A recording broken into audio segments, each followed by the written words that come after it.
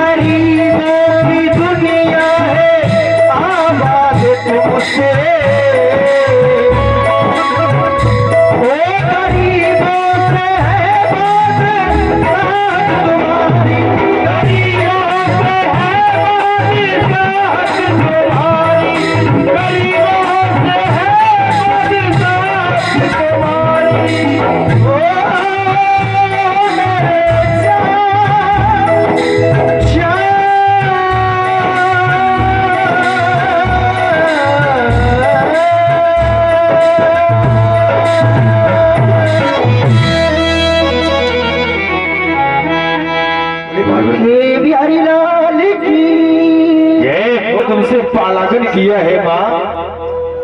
नंद बाबा से कहना नंद बाबा के अरे कहियो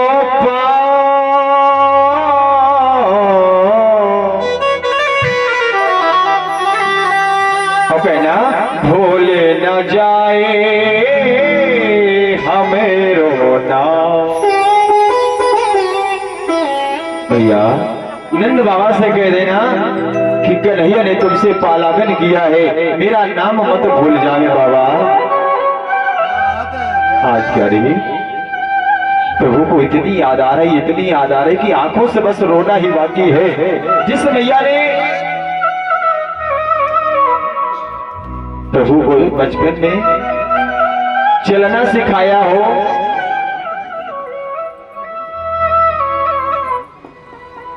आज उद्धव जी कहने लगे प्रभु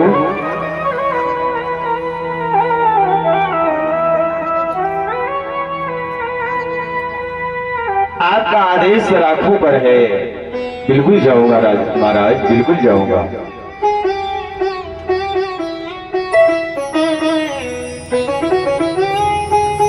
उद्धव जी महाराज ने संदेशा लिया प्रभु का। ईश्वतो विलंग दृश्यमंडितम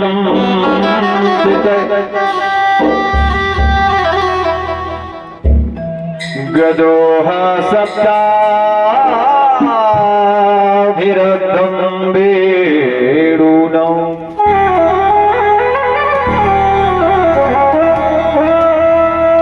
आज हमारे प्रभु जो है खत को हाथ में दे देते हैं और ये आदेश करते हैं कि जाओ भैया वृंदावन चले जाओ, वृंदावन चले जाओ। किसी ने कहा है क्या कि जाओ जाओ अरे वृंदावन ऐ उद्धव, हाँ जाओ जाओ वृंदावन ऐ उद्धव। अरे गोपियों से जाकर के कहना क्या कि कहना हर भेजा है कहना भेजा है उन्होंने भी जरा ले करे आना। जाओ जाओ वृंदावन ऐ उद्धव।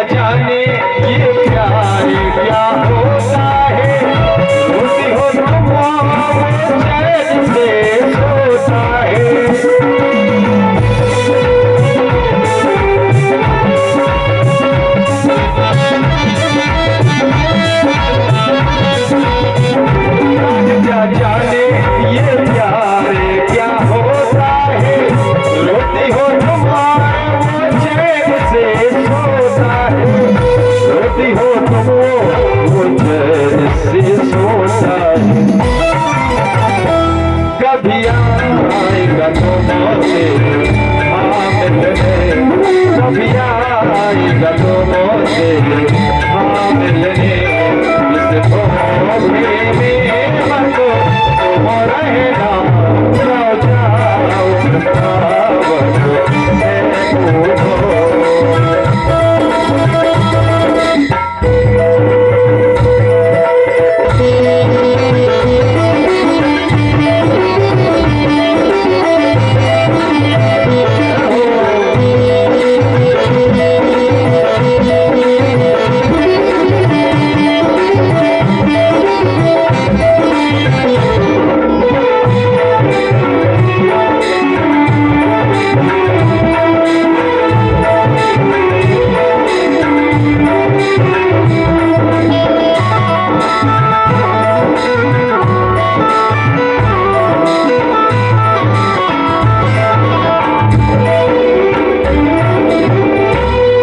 जाओ जाओ वृंदावन में कूदो।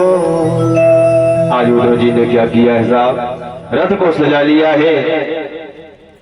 जिस समय भगवान श्याम सुंदर वृंदावन से मथुरा आए थे, वही आकृति वही रथ की पताका आज जा रहे हैं। उद्धव जी हाथ में पत्र लिए हुए जा रहे हैं।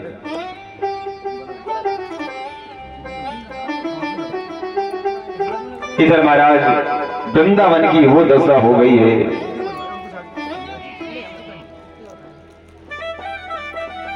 वृंदावन व्याकुल पड़े। आज वृंदावन में भगवान श्याम सुंदर की जो गौएं हैं, गौशाला है, वो भी सूना पड़ा। गौओं के आंखों से अश्रु धारा बह रही है, चिड़िया रो रही है, प्रभु एक बार आ जाओ नाथ, एक बार आ जाओ।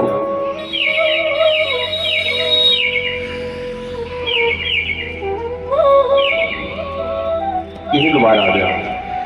आज ये रथ जा रहा है, जाते जाते महाराज जैसे ही वृंदावन धाम में रथ पहुंच गया तो क्या देखा है कि जितनी गोपिकाएं हैं आज भगवान का इंतजार कर रही है कि हमारे प्रभु कब आए। विशाखा सखी कहने लगी, आली सुनो, लगता है मेरा नंद नंदन घनश्याम श्याम सुंदर आ रहा। क्यों? वही रथ वही पताका लहरा रही है। देखो आली सुनो, क्षण भर के लिए दशा वैसी हो गई जिसे सूखे पेड़ में जब इंसान जल दे देता है तो पुनः हरा भरा हो जाता है। उठ करके खड़ी हो गई। श्री राधा रानी महाराज यमुना के किनारे बैठी है, सारी सुध बुध खो गई, प्रभु की याद में। जैसे ही रथ आया, आकर के गोपिकाओं के मध्य में खड़ा हो गया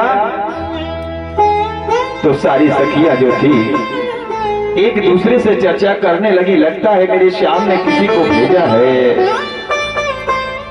भैया आप कौन है, कहां से आए हो? उद्धव जी ने बताया, देवी मैं मथुरा से आया हूं, मुझे नंद नंदन श्याम सुंदर घनश्याम ने भेजा है, एक खत दिया है, कहा मेरी मैया को दे देना और मेरी गोपिकाओं को बता देना। प्यारे आज वो दशा हो गई। गोपिकाएं जैसे ही गोपिकाओं ने सुना खत दिया है हमारे प्रभु ने, तो दौड़ पड़ी गोपिकाएं, उद्धव जी के हाथ से उस खत को छिना लिया और छिना करके आपस में छिना झपटी करने लगे। पाती सुन श्याम की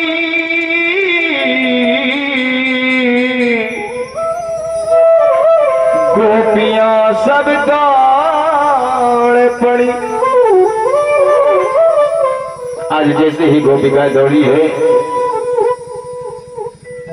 आपस में छीना झपटी हो गई, पार्टी के कई टुकड़े हो गए साहब। उद्धव जी को बड़ा खराब लगा कि देखो कन्हैया ने हमको खत दिया और इन गोपिकाओं ने खत को फाड़ दिया कि बोलत फिरत अब सागर में था पाती नहीं।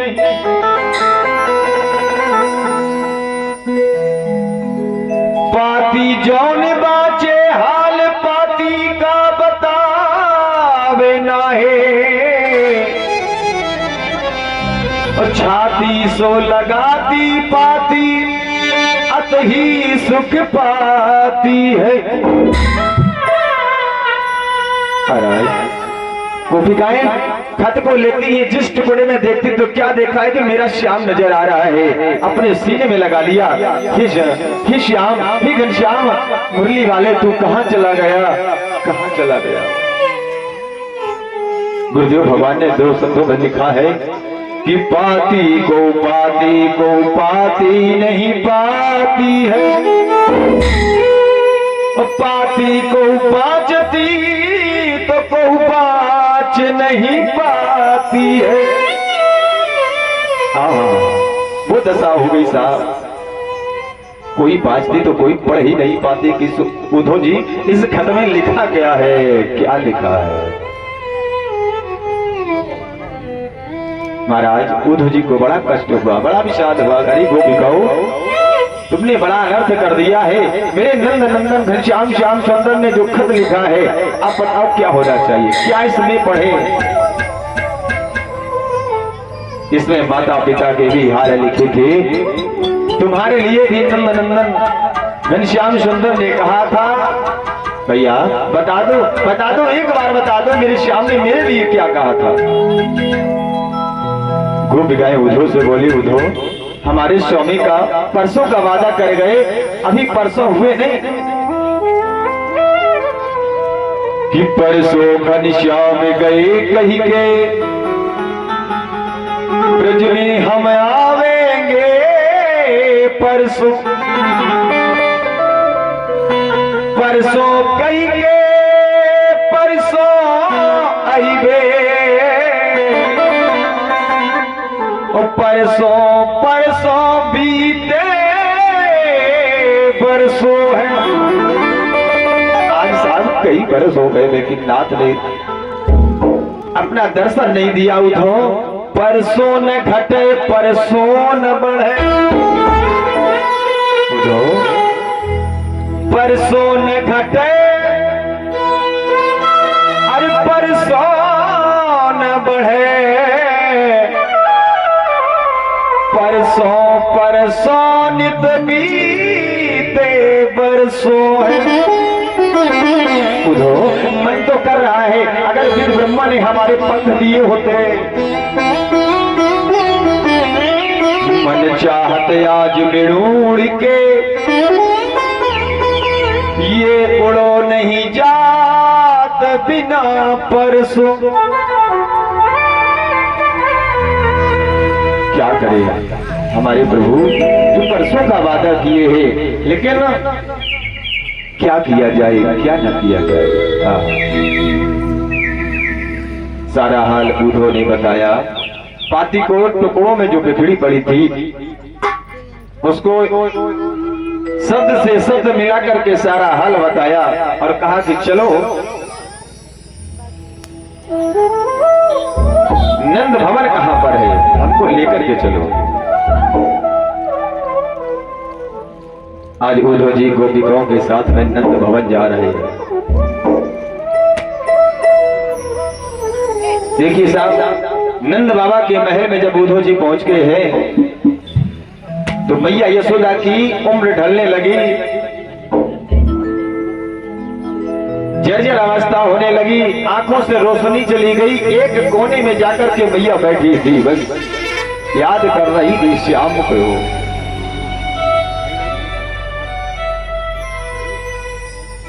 याद कर रही थी कि मेरा लाल कब आएगा कब नहीं आएगा। अरे नहीं नहीं नहीं, मेरा होता तो जरूर आ जाता, मन में विचार कर रही थी। जैसे उद्धव जी महल के अंदर प्रवेश हुए, कपाट खुले तो क्या देखा महाराज, कौन आया है। हाथ में लपटी लिए मैया आई। गोपिकाओं ने कहा मैया कि कन्हैया का मित्र है, कन्हैया का सखा है, कुछ कन्हैया का सखा है, कुछ खत लेकर के आया है, खत लेकर के आया। यशोदा भैया कहने लगी, लाल तुम्हारा नाम क्या है? बोले माँ मेरा नाम उद्धव है। उद्धव जी ने आज वो प्रेम देखा है साहब श्री धाम वृंदावन में कि प्रेम क्या होता है। आजकल जैसा प्रेम नहीं, कलयुग जैसा कि मोबाइल लिया उठाया और हेलो हाय कर दिया। प्रेम करना हो, प्रेम सीखना हो तो श्री धाम वृंदावन चले जाओ, मालूम हो जाएगा कि प्रेम की परिभाषा होती क्या है साहब। लेकिन आजकल लोगों ने प्रेम की मर्यादा को तार तार कर दिया साहब। यशोदा भैया आई, लाला क्या लिखा है, क्या कहा है? यशोदा भैया से कहने लगे, उद्धव मैया तुम्हारे लिए कहा है, पालागन मैया सो कहियो,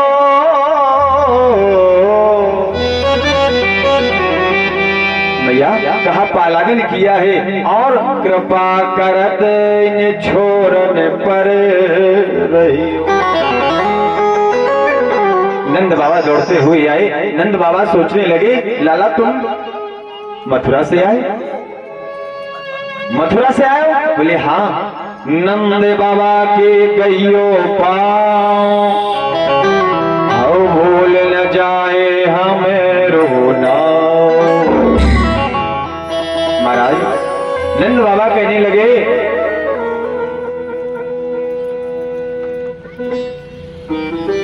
कि हमारा कन्हैया कैसा है रे, कितना बड़ा हो गया रे। यशोदा भैया कहने लगी, उद्धव मेरे कन्हैया का दोस्त नहीं है, मेरे उस कन्हैया का दोस्त नहीं है। क्यों? मैंने अगर जन्मा होता तो लाल मेरे पास में होता है। लगता है बचपन में मैंने उसको बहुत पीटा था, जब उसने मिट्टी खाई थी मैंने उसको मारा था, और एक बार नहीं, एक बार उसने मटकी तोड़ी थी तब मैंने उसको डांटा था। लगता है वही बदला इसी यशोदा से कन्हैया निकालना है, मेरे पास नहीं आ रहा है, नहीं आ रहा है। उद्धव कोई ऐसा जतन करो, एक बार मुझे कन्हैया से मिला दो, एक बार मिला दो उद्धव,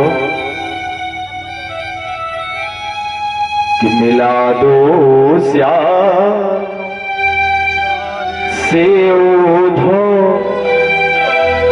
कहने लगे हैं सभी लोग, हाथ जोड़ के खड़े हो गए, उद्धव हमारी विनती को स्वीकार कर लो, कि मिला दो श्याम से उद्धव, तेरा गुणगान गाएंगे, तेरा गुणगान गाएंगे। मिला दो श्याम से उद्धव, तेरा गुणगान गाएंगे, तेरा गुणगान गाएंगे। मिला दो श्याम से उद्धव, तेरा गुणगान गाएंगे, तेरा गुणगान गाएंगे।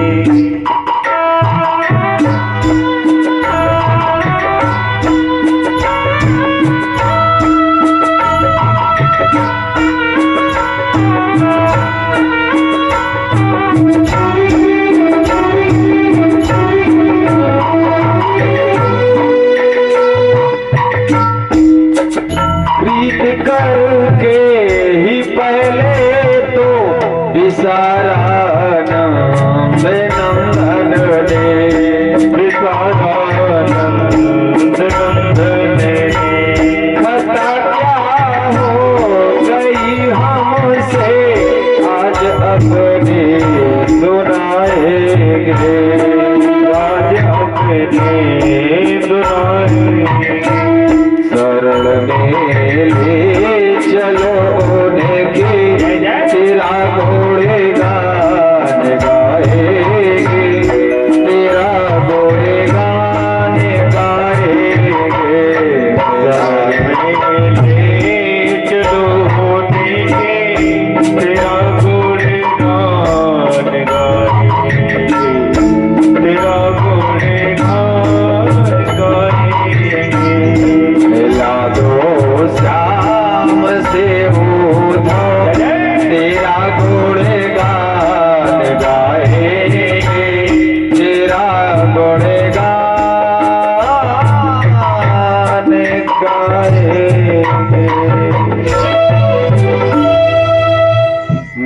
श्याम से उद्धव, तेरा गुणगान गाएंगे, तेरा हम गुणगान गाएंगे। इधर महाराज जैसे ही उद्धव ने कहा भैया तेरा संदेशा मैं कन्हैया को जरूर दे दूंगा।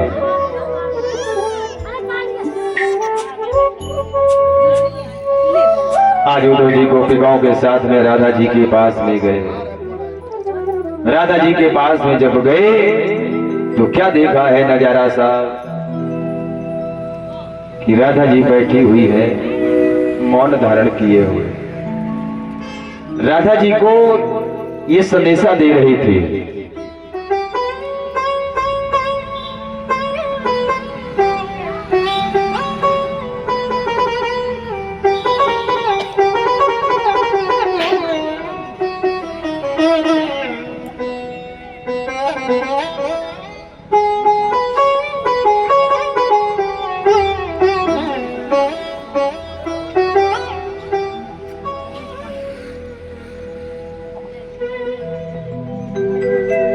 खुशी रहो, मौज करो, जब का टाफी ले लें।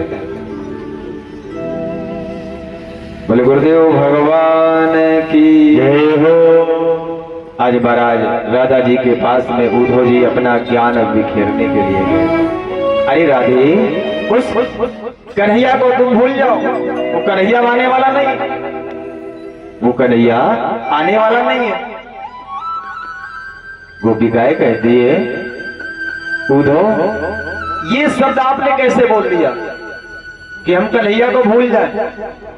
ऐसा तो जीवन में नहीं होगा जब तक ये शरीर है, जब तक ये शरीर है कभी अपने कृष्ण को भूल नहीं सकते। तो हम तो भगवान से ये प्रार्थना करती हो नाथ हमें जितने भी जन्म मिले, हमें जितने भी जन्म मिले, हर जन्म में मुझे श्याम जैसा ही इंसान प्राप्त हो। तुम्हें मालूम होना चाहिए उद्धव हमारी दशा क्या होगी।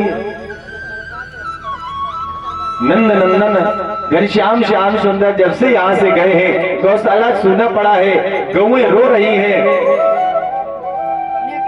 और आप हमको ज्ञान देने के लिए आए कि कन्हैया को भूल जाओ। नहीं नहीं उद्धव सुनो उद्धव, जब मेरा श्याम सुंदर यहाँ से गया था मुझसे परसों का वादा किया, आज परसों में बरसों बीत गए। एक विशाखा सखी रोते रोते कहने लगी उद्धव मैं तो अपने प्रभु से ये कहती हूँ नाथ मुझे जितने जन्म मिले अगले जन्म में अगर मैं तुम्हारे साथ में हूं तो तुम गोपी बनना और हम कृष्ण बनेंगे। तब आपको मालूम होगा कि प्रेम क्या होता है, प्रेम क्या होता है। कि जब से मोहन गए हैं हम मथुरा, सुनो उद्धव कि जब से मोहन गए हैं हम मथुरा, अरे गोपियाँ ये खड़ी रो रही है। जब से मोहन गए हैं हम मथुरा, गोपियाँ ये खड़ी रो रही है। जब से गए हैं मोहन ये मथुरा, गोपियाँ खड़ी रो रही है। जब से मोहन गए हैं मथुरा।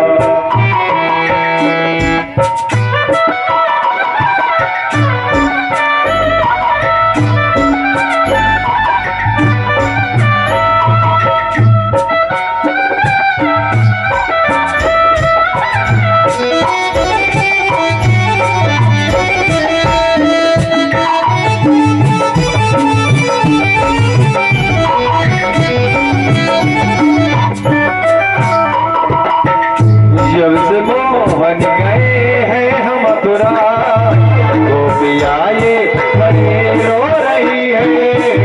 जब से मोहन गए हैं ये मथुरा, गोपियाँ ये खड़ी रो रही है।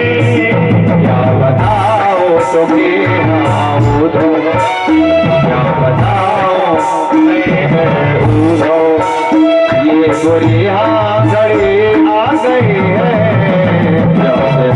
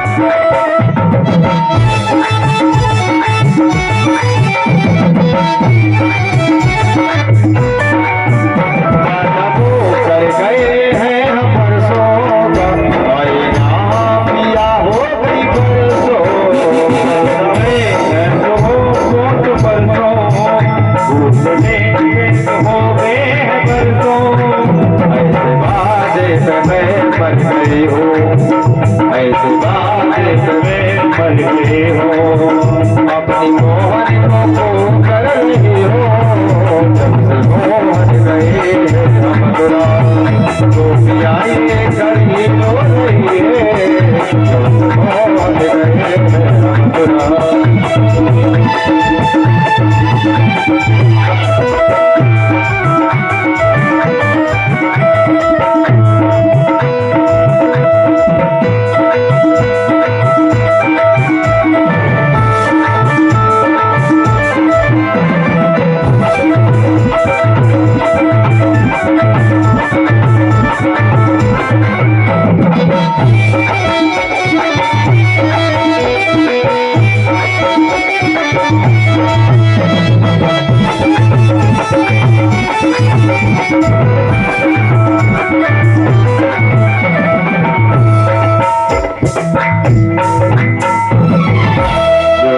मोहन कर गए हैं मथुरा।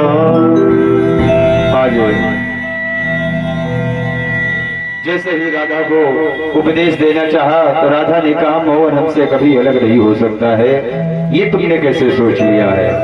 मोहन हमारे हमेशा साथ में रहता है, कभी हमसे अलग नहीं हो सकता है। राधे तुम्हारे साथ में मैं तो तुमको अकेला देख रहा हूँ, अकेला नहीं हमारे साथ में हमारा श्याम हमेशा रहता है। बताओ कैसे? आज प्रभु को जैसे ही राधा ने याद किया तो नंद नंदन घनश्याम श्याम सुंदर वहां पर प्रकट हो गए। तो जैसे भगवान को देखा है तो इनका ज्ञान जितना था सब वही धरा का धरा रह गया। हाथ मेरे लिए करताले और पदत्राण छोड़ दिए, बस राधे कृष्णा राधे कृष्णा राधे कृष्णा करते हुए श्री धाम मथुरा में चले गए। मथुरा में जाकर के क्या देखा है कि महल में हमारे नंद नंदन घनश्याम श्याम सुंदर बैठे हुए हैं। और क्या देखा? प्रभु ने कहा क्यों उद्धव घुमाए, हमारी वृंदावन धाम नगरी कैसी है? बोले प्रभु करताले हाथ से छोड़ दी और भगवान के चरणों में साष्टांग प्रणाम किया है। प्रभु क्षमा कर देना नाथ, मैं समझ नहीं पाया था प्रभु। अरे आपके प्रेम का जो ज्ञान है उस ज्ञान के आगे मेरा ज्ञान कुछ नहीं है, कुछ नहीं है। आज महाराज उद्धव जी का जो घमंड था ज्ञान का, श्याम सुंदर कृष्ण ने क्षण भर में उनको दूर कर दिया। उद्धव जी को ये ज्ञान था कि हमारे जैसा ज्ञानी कोई नहीं है, नहीं है। आज महाराज उद्धव जी जो है भगवान के ज्ञान के आगे अधूरे हो गए हैं।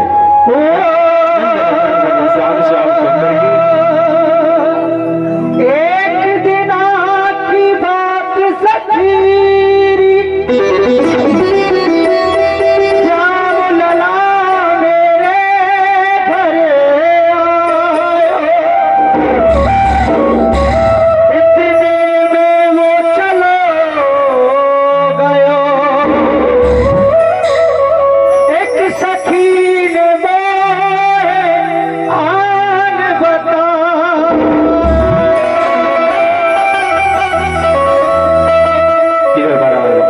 सुखदेव जी भगवान राजा परीक्षित से कहने लगे।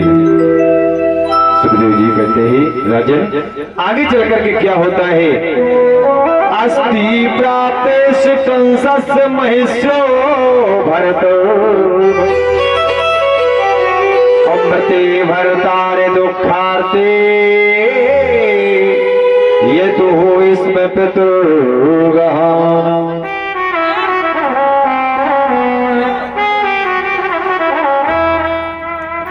कंस जब मारा गया तो इसकी दो पत्नियां थी, अस्ति और प्राप्ति।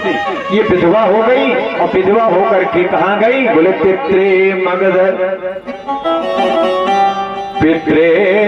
मगध राजा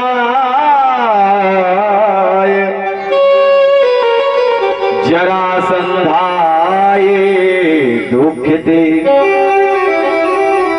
दीदायाश कृत हो सर्वयात्मय नवे कारणम। आज अस्ति प्राप्ति अपने पिताजी के पास में चली गई, मगध देश का राजा जिसका नाम है जरासंध। अरे जरासंध को इतना कष्ट हुआ कि मेरी पुत्रियां विधवा हो गई। अरे काला कलूटा का नैया तुझे मैं छोड़ूंगा नहीं। आज इसने क्या किया? 23 अक्षौहिणी सेना को सजाया और सजा करके जैसे मथुरा पर धावा बोला है युद्ध के लिए, तो नंदन घनश्याम श्याम सुंदर ने कहा जैसे मथुरा के बाहर निकले, सामने क्या देखा? सेना खड़ी है। भगवान श्याम सुंदर ने पंचम नाम का शंख जो है जैसे बजाना प्रारंभ किया है। आज मारे डर के सेना वहां से सब भाग खड़ी हुई। अब ये बचा अकेला, सोचा अकेले हम कृष्ण से युद्ध नहीं कर सकते हैं, पुनः वापस हो गया। इधर महाराज अब इसने सोचा कृष्ण से युद्ध करना अकेले हमारे वश की बात नहीं है। समय धीरे धीरे बढ़ता गया। देवलोक में रहने वाले बाबा नारद को एक चिंता आई। क्या कि समय बीतता चला जा रहा है और सरकार को भी बहुत काम करने हैं, तो चलो कुछ किया जाए। हाथ में बीड़ा ले ली और बीड़ा को लेकर के मगध देश पहुंच रही है। कहां? जरासंध के पास। हरि गुण गाने गाते हुए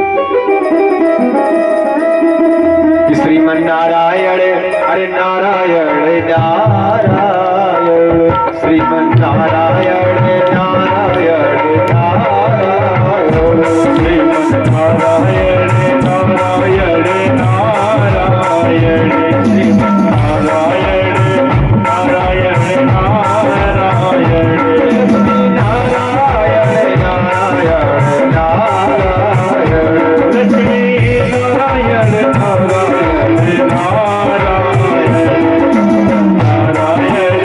नारायण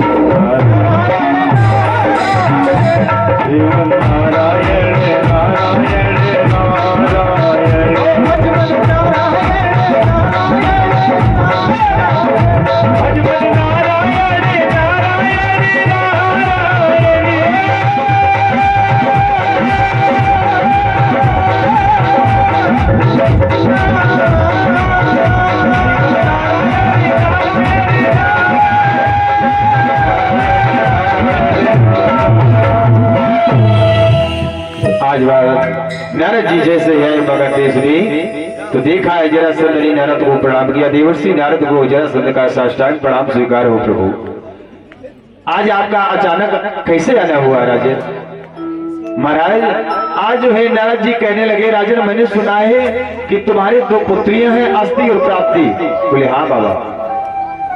वो विधवा हो चुकी है? बोले बाबा बिल्कुल सही सुना। तुम्हारा दामाद मारा गया? बोले हाँ। तो तुमने कुछ किया नहीं? बाबा क्या बताएं, हम जब जाते हैं ना मथुरा पर चढ़ाई करने के लिए, तो वो काला कलूटा कन्हैया जो है वो पता नहीं कौन सी ध्वनि बजा देता है, जिस ध्वनि के डर से हमारी सेना जो है मारे डर के भाग खड़ी होती है। महाराज क्या करें, आप ही कुछ बताओ। तो नारद बाबा ने कहा, राजन तुम्हारे नगर में, तुम्हारी राजधानी में एक काल्यवन नाम का व्यक्ति रहता है। हाँ, वो बड़ा बड़ा हलवा पूड़ी खा रहा है, किस दिन काम आएगा? उसको भेजो कन्हैया से मारने के लिए। अब देखिए सब नारद बाबा कैसी युक्ति बता रहे हैं, विधि का विधान बनाने वाले भी है। आज काल्यवन को बुलाया गया। काल्यवन से कहा कि जाओ काल्यवन, मथुरा पर चढ़ाई कर दो और उस कृष्ण को मार करके हमारे पास में आ जा। काल्यवन गया।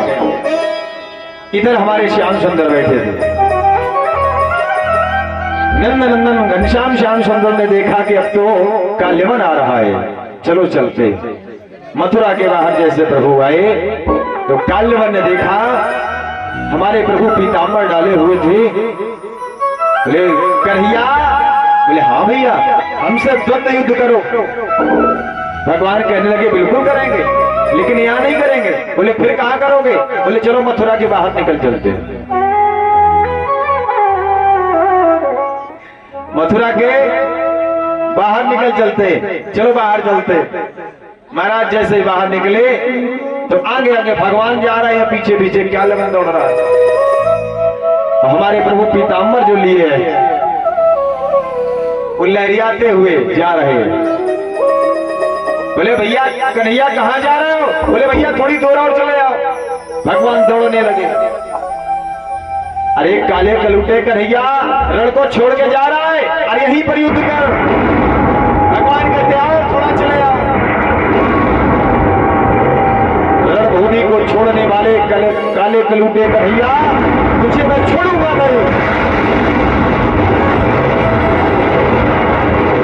आज महाराज भगवान श्याम सुंदर ने एक पैर जो है प्रवर्तन पर्वत पर रख लिया। यहाँ पर भगवान श्याम सुंदर का एक नाम पड़ गया, रणछोड़ भगवान। बोलिए रणछोड़ भगवान की। एक पैर प्रवर्तन पर्वत पर रखा और जैसे प्रवर्तन पर्वत पर ये काल्यवन आया तो दूसरा पैर भगवान ने गंधमादन की गुफा में रख दिया। गुफा में भगवान प्रवेश हो गए। लगता है काला कलूटा कन्हैया हमसे डर रहा है, अब तो गुफा के अंदर प्रवेश हो गया, अब इसको छोड़ूंगा नहीं, देखे कौन बचाने आता है। महाराज भगवान श्याम सुंदर जैसे अंदर देखा तो क्या देखा, एक पत्थर की शिला पर एक राजा जो है बहुत दिनों से सो रहे थे। कौन राजा है? सुखदेव जी भगवान कहते हैं, सा इक्ष्वाक कुले जातो मां धाता तरणयो महान। इक्ष्वाक कुल के मानधाता के पुत्र हैं कौन? मुचकुंद इति ख्यातो ब्रह्मण्या सत्संगरा। बोले महाराज मुचकुंद जी महाराज जो है सो रहे थे घोर निद्रा में। देवताओं के वरदान से ये वरदानी थी। अचानक से अगर कोई जगाने आएगा मुझे तो फिर उसका हाल वही होगा। हाँ तो महाराज भगवान श्याम सुंदर गए, देखा लेटे हुए सो रहे थे, खर्राटे मारे हुए। भगवान ने अपना लिया पीताम्बर डाल दिया और वहां से अंतर ध्यान हो गया। दौड़ता हुआ काले बनाया, अच्छा कन्हैया यहाँ सोने के लिए आए, अरे उठ हमसे युद्ध कर। अब कन्हैया हो तो युद्ध करें, वहां तो कोई दूसरा है। बार बार पुकारने पर इसको क्रोध आ गया। लगता है कन्हैया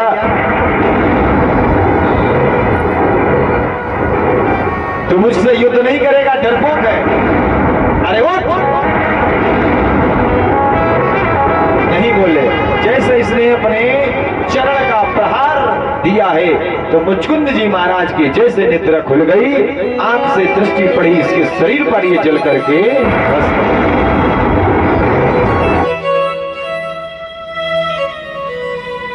नंद नंदन घनश्याम श्याम सुंदर प्रकट हो गए, चतुर्भुजी रूप में प्रकट हो गए प्रभु, और जैसे मुचकुंद जी महाराज को दर्शन दिए धन्य हो गए। भगवान कहते राजन हमसे कुछ वरदान मांग लो। मुचकुंद जी महाराज कहते हैं प्रभु हमें आपके दर्शन हो गए और मुझे क्या चाहिए? बोले नहीं कुछ मांग लो। प्रभु देना ही चाहते हो तो जरा ये बताओ कि हमारे परिवार के जो लोग हैं, मेरी पत्नी है, मेरे बच्चे हैं, वो कैसे हैं, कहाँ हैं, क्या कर रहे हैं? क्योंकि मैंने बहुत दिन से उनका मुख नहीं देखा। भगवान कहते हैं जमाने बीत गए, सदियां बीत गई, न तुम्हारे बच्चे हैं, न तुम्हारी पत्नी है, न तुम्हारे पिता हैं, सब भगवान को प्यारे हो चुके हैं। जैसे आप भगवान को प्यारे हो चुके हैं तो प्रभु अब मुझे कुछ नहीं चाहिए ना, कुछ नहीं चाहिए। भगवान ने कहा जिस समय तुम्हारे मृत्यु लोक से मन भर जाए तो मुझे याद कर लेना, मेरे धाम में चले आना। आज भगवान ने अभय वरदान दिया है, वहां से भगवान अंतर ध्यान हो गए। जैसे भगवान वहां से आए मथुरा में क्या किया? नाना और गुरसेन को पुनः राज्य वापस कर दिया। नाना ने कहा कन्हैया ये राज्य हमें नहीं चाहिए, अब हमारी ये उम्र राज्य करने की नहीं है, मेरा मन कर रहा है कन्हैया इस सिंहासन पर तुम बैठ जाओ, आप बैठ जाओ। तो भगवान श्याम सुंदर ने कहा नाना अगर मैं सिंहासन पर राज्य करने के लिए आया होता तो ये लीला नहीं करता। अरे नाना आपको मालूम होना चाहिए बैरी जमाना क्या कहेगा कि भांजे ने मामा का वध कर दिया, स्वयं राज हड़प लिया। नाना ये हम कुछ नहीं करना चाहते हैं, ये दाग लगाना नहीं चाहते हैं, ये राज्य आपको ही मुबारक हो।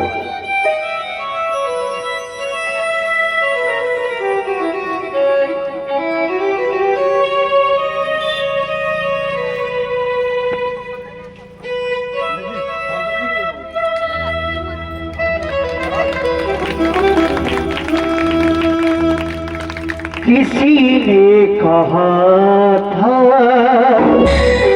किसी से न कहना, लगी चोट दिल पे तो खामोश रहना।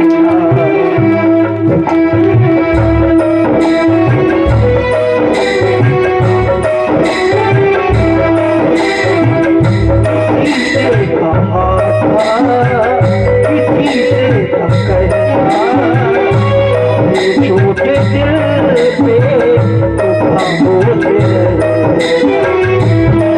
मेरे दिल में है खुशी का ठिकाना, मेरे आंसू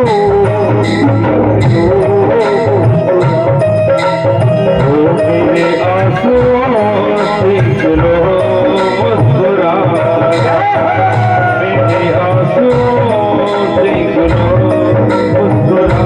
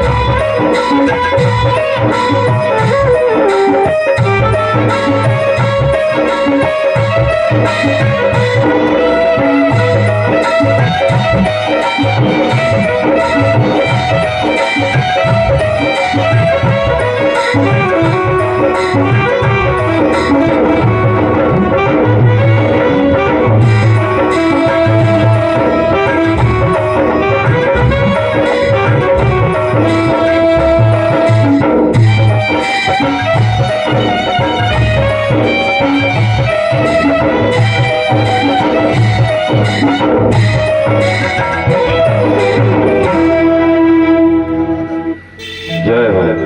बोले बाकी बिहारी लाल की।